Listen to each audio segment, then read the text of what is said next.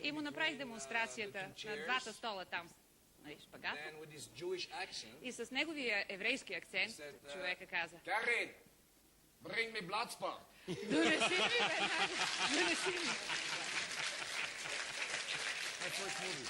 Първия спорт. Кървав спорт. Гледал съм го 4 пъти. I've seen it 4 times. Понеже аз също мога да го кажа същия еврейски акцент, но ако може да ми покажеш някаква по-лесна техника, с която мога да впечатля някой.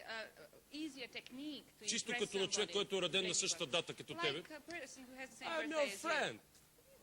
Tell me how to make it. Нещо лесно, което мога просто да покажа и да ги... Имаш телевизионно шоу, нали? Ама искам да стана в Холивуд звезда. Мали го това ТВ шоу. Какво говорим за него?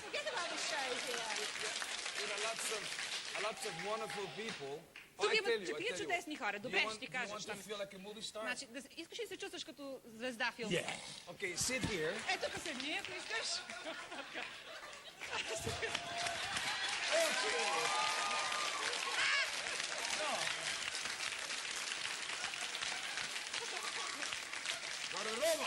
Годжи!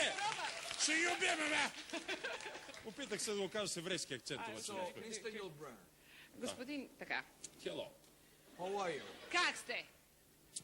Много се задушавам в тази България. Свикнал съм да си седа в Холивуд.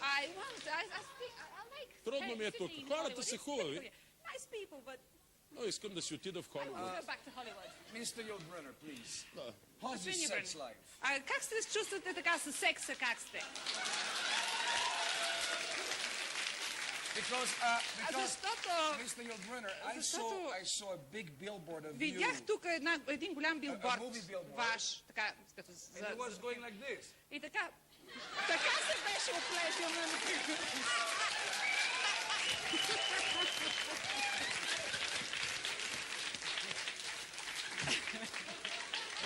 Нещо свежо на всеки в устата. Стига дълго! Много важно.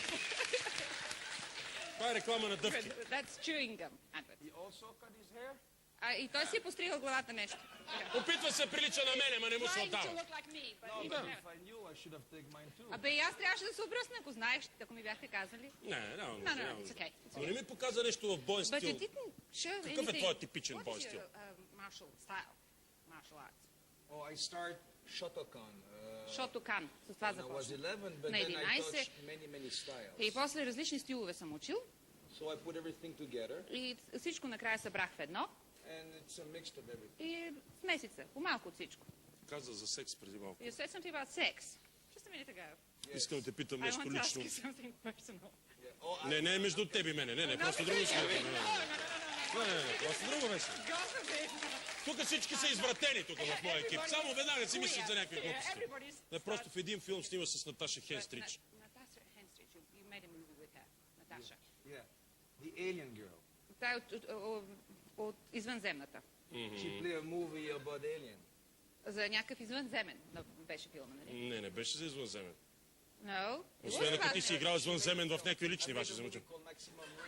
Максимум риск играе. Да, в Максимум риск, да, с надишни дреди. Там в една кухня. Максимум риск. И на kitchen, I remember имаше една много kitchen гореща there. сцена, топла, която винаги съм искал да питам. And I wanted always to ask you. Добре ли беше? Was she good? Was she good? She was good, I was bad. Тя беше добре, ама аз не бях. Аз да ти кажа, ще се справя, ако имам тая възможност. If I have the chance, I will make it. I will do it. Never mind, never mind. Имаш ли кумири след холивудските звезди? We have a guru on the Hollywood stars, people who you would like to look like. Oh. In Hollywood. I've got a lot to work. Много трябва да работя. I respect Но уважавам very much много Robin Williams and Anthony Hopkins. И Антони Хопкинс. If we talk about acting. Ако говорим за актьорска работа. And if we talk about action. А пък ако говорим за екшен. So many good action толкова много звезди екшен има. Добри. It's more difficult to be по-трудно е a good actor. Да бъдеш добър актьор с актьорско майсторство, защото е трудно да се имитира истината.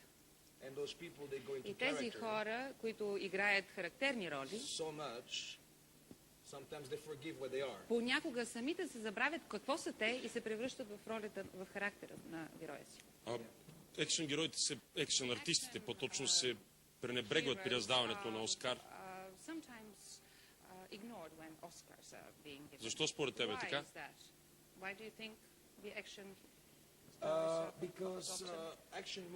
Защото екшените, филмите с екшен, са за физическата сила. И може би трудно е да се даде награда на някого за това, че е направил някакво физическо движение, силен. За някои хора е трудно да си го представят. Но правил съм един филм, който се казва Репликан. Последния си филм, Двойникът. Двойникът ли е това? Репликът. Двойникът, да, и ме номинираха за най-добър актьор. Желая ти успех. Wish you best of luck. И понеже знам, че предстои премиера на този най-нов филм, искам да попитам какво да очакват зрителите този път от Ван Дам. Каква е твоята роля?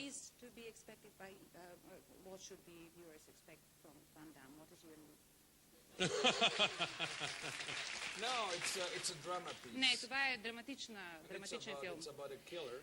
Става въпрос за един убиец, килър, който толкова добре се крие, че никой не може да го намери.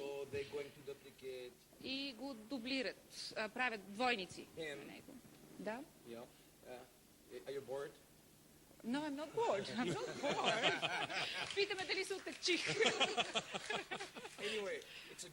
Не, всъщност е много хубав. Филмът е много хубав. Утре премиерата на твоя филм Двойникът в зала номер 1 в 20 часа, която ти ще откриеш лично в НДК. Част от този филм е снимана в България. Нека видим кадри от този филм. Колеги, моля видео.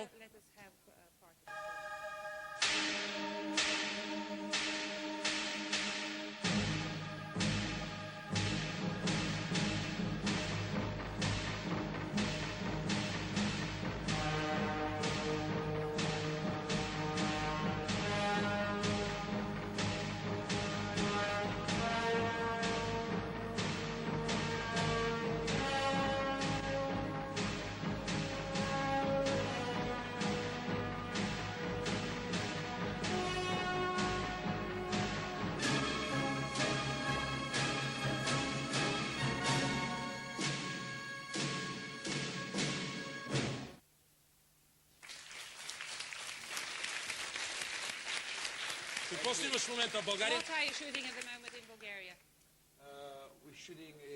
Снимаме един филм в един влак.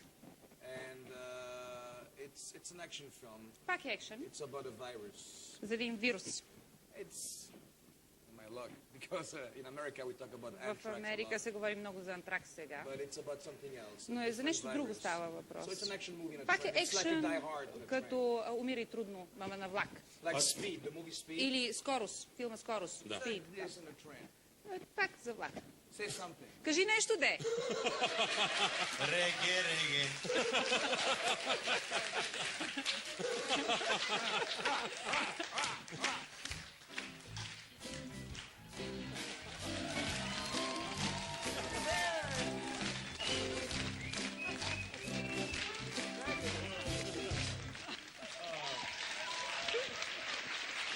Има други специфични български танци.